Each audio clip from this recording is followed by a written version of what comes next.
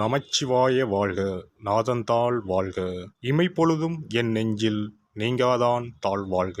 வாழ்க வளமுடன். அனைவருக்கும் இனிய வணக்கங்கள்.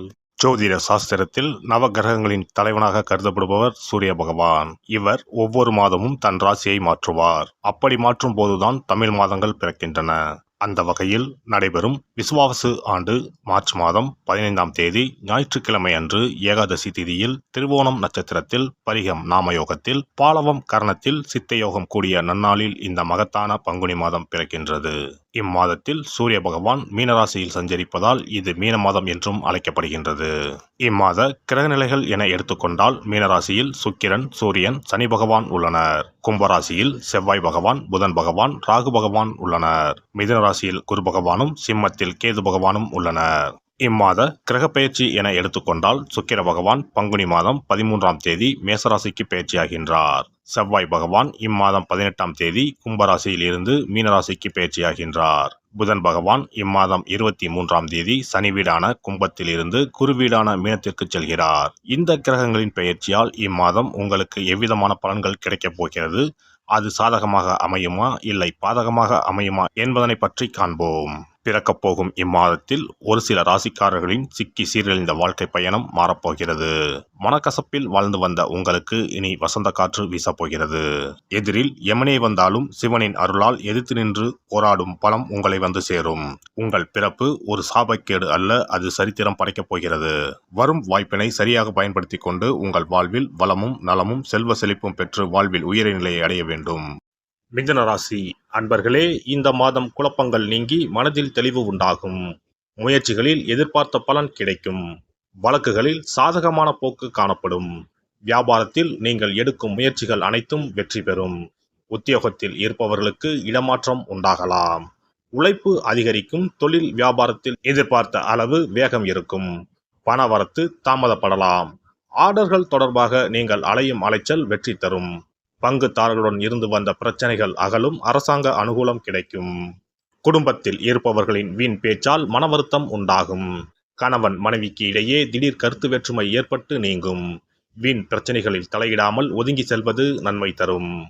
உறவினர் நண்பர்களிடம் பழகும் போது கவனம் தேவை. பெண்களை பொறுத்தவரை குழப்பங்கள் நீங்கி மனதில் தெளிவு உண்டாகும். எதையும் ஒரு முறைக்கு இருமுறை யோசித்து செய்வது நல்லது. கலைத்துறையினருக்கு காரிய வெற்றிக்கு தேவையான உதவிகள் கிடைக்கும். எதிர்பாராத செலவுகள் உண்டாகும். சொத்து மனை சம்பந்தமான காரியங்களில் தடை தாமதம் ஏற்படலாம். வீண் பயம் ஏற்படும். ஏற்கனவே செய்த காரியங்களுக்கான பலனை அடைய வேண்டி இருக்கும். அரசியல் துறையினருக்கு வீண் வழக்கு விவகாரங்கள் வரலாம். எச்சரிக்கையாக செயல்படுவது நல்லது. வெளிநாட்டு பயண வாய்ப்புகள் வரும். சிலர் வெளியூர் பயணம் செல்வார்கள். எதிர் பாலினத்தாருடன் பழகும் போது கவனம் தேவை. மனதில் தெம்பு உண்டாகும். மகிழ்ச்சி அதிகரிக்கும்.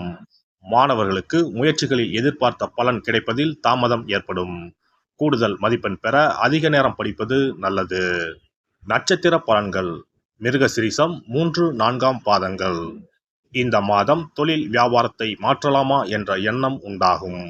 உத்தியோகத்தில் இருப்பவர்களுக்கு இடமாற்றம், பதவி உயர்வு கிடைக்கும். தொழில் வியாபாரத்தில் வரவேண்டிய பாக்கிகள் வசூலாகும். வாகனங்கள் மூலம் லாபம் கிடைக்கும். சரக்குகளை வெளியூர்களுக்கு அனுப்பும் போது கவனம் தேவை. திருவாதிரை நட்சத்திரம். இந்த மாதம் கணவன் மனைவிக்கு இடையே இருந்து வந்த கருத்து வேற்றுமை குறையும். உங்களை பற்றி யாராவது வீண் அவதூறு பேசினால் கண்டு கொள்ளாமல் ஒதுங்கி விடுவது நல்லது. விருந்து கேளிக்கை நிகழ்ச்சிகளில் கலந்து கொண்டு ருசியான உணவை உண்பீர்கள். புனர்பூசம் 1, 2, 3ஆம் பாதங்கள். இந்த மாதம் எந்த ஒரு வேலையையும் மன திருப்தியுடன் செய்வீர்கள். சாமர்த்தியமான பேச்சின் மூலம் காரிய வெற்றி உண்டாகும். பணவரத்து கூடும். கடுமையான முயற்சிகள் மேற்கொள்வது குறையும். வீண் வாக்குவாதங்களை தவிர்ப்பது நல்லது. எதிர்பாராத செலவுகள் உண்டாகும். புதன் கிழமையில் பெருமாளுக்கு துளசி மாலை அணிவித்து தீபம் ஏற்றி அர்ச்சனை செய்து வழங்குவது வாழ்க்கையில் முன்னேற்றத்தை தரும். சிறப்பு தொகுப்பு. கண் திருஷ்டிகள் அகன்று தடைப்பட்டு கொண்டிருக்கும் காரியங்கள் நிறைவேற செய்ய வேண்டிய பரிகாரம் என்ன என்பதனை பற்றி காண்போம். வாழ்க்கையில் நல்ல நிலையில் இருந்தவர்கள் கூட திடீரென்று பொருளாதாரம் இழந்து மன கஷ்டங்களுடன் வாழும் நிலை ஏற்படும். இந்த நிலை எதனால் ஏற்பட்டது என்று ஆராய்ந்து பார்த்தால் பெரும்பாலும் அவர்களின் மீதான கண் திருஷ்டிதான் காரணமாக இருக்கும்.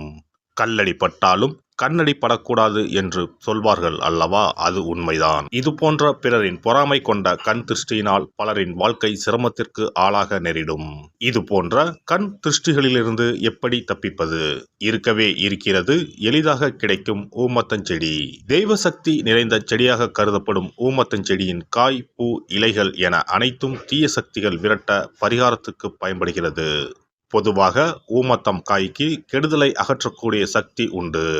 நம் வீட்டில் உள்ள எதிர்மறை சக்தியை அகற்றுவதற்கு ஊமத்தங்காய் தீபம் சிறந்த பரிகாரமாகிறது. தெய்வீக மகத்துவம் நிறைந்த ஊமத்தங்காய் மற்றும் பூவையும் எடுத்துக்கொள்ளுங்கள்.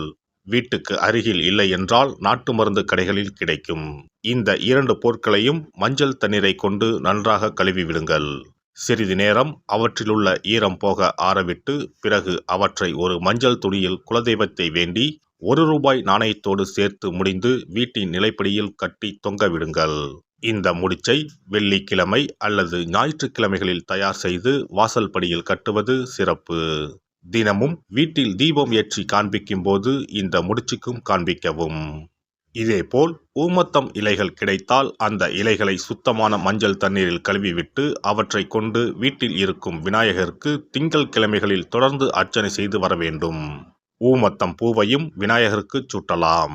3 வாரங்கள் தொடர்ந்து திங்கள் கிழமைகளில் விநாயகருக்கு ஊமத்தை இலையால் அர்ச்சனை செய்து ஊமத்தம் பூவை சூட்டி வழிபட்டால் வீட்டில் உள்ள கெட்ட சக்தி நடமாட்டம் மற்றும் கண் திருஷ்டிகள் தீரும். ஊமத்தம் செடியும் சிவபெருமானுக்கு உகந்த இலை ஆகும்.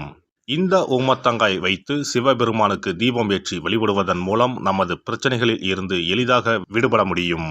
முதலில் 2 ஊமத்தங்காய்களை எடுத்துக்கொள்ள வேண்டும். அவற்றின் மீது முட்கள் இருப்பதால் மிகவும் கவனமாக கையாள வேண்டும். ஊமத்தங்காயின் காம்பு பகுதிகளை வெட்டி கொண்டு கத்தியை பயன்படுத்தி ஊமத்தங்காயின் உள்ளே இருக்கும் விதை பகுதியை முழுவதுமாக நீக்கிவிட வேண்டும். பின்னர் 2 அகல் விளக்குகள் மற்றும் விளக்கு வைப்பதற்கான 2 தட்டுகளை எடுத்து சுத்தம் செய்து அவற்றிற்கு மஞ்சள் குங்குமம் போட்டு வைத்துக் கொள்ள வேண்டும். பின்னர் 2 தட்டின் மீதும் ஒவ்வொரு அகல் விளக்கை வைத்துக் கொள்ள வேண்டும். அதன் பிறகு எப்போதும் பூஜை செய்வதற்கு வைப்பது போன்ற வெத்தலைப்பாக்கு, பழம் போன்றவற்றை வைத்துவிட்டு 2 விளக்குகளையும் ஏற்றி சிவபெருமானை மனதார வேண்டிக் கொள்ள வேண்டும். எனக்கு இருக்கும் பிரச்சனைகள் அனைத்தும் தீர்ந்து இன்பமான வாழ்க்கை கிடைக்க வேண்டும் என வேண்டிக் கொள்ள வேண்டும். இந்த பூஜையை வெள்ளிக்கிழமை அன்று தொடங்கினால் தொடர்ந்து 9 வெள்ளிக்கிழமைகள் செய்ய வேண்டும். ஊமத்தங்காயின் மீது எவ்வாறு முட்கள் இருக்கிறதோ அதுபோல நமது வாழ்க்கையில் இருக்கும் முட்கள் போன்ற பிரச்சனைகளை அவை தீர்த்து வைக்கின்றன. இந்த பூஜையை நாம் தொடர்ந்து செய்து வருவதால் நம் மீது இருக்கும் கண் திருஷ்டிகள் அகன்றுவிடும். தீராத துயரங்கள் தீர்ந்துவிடும். பணம், நகை நம்மிடம் பெருகி வரும். சிலருக்கு கையில் சுத்தமாக பணம் இருக்காது. வறுமை தாண்டவமாடும். கடன் தொல்லையால் கஷ்டப்படுவார்கள். பண பிரச்சனையில் சிக்கி கொண்டிருப்பவர்கள் இந்த தீபத்தை ஏற்றினால் 3 வாரங்களில் நல்ல பலனை பெற முடியும். தொழிலில் நல்ல முன்னேற்றம் இருக்கும். கடன் பிரச்சனைகள் தீரும். உறவினர்களிடையே பகைமை இருந்தால் அவையும் மறைந்துவிடும். நோய்வாய் உள்ளவர்கள் இந்த தீபத்தை ஏற்றுவதன் மூலம் நல்ல பலனை பெற முடியும்.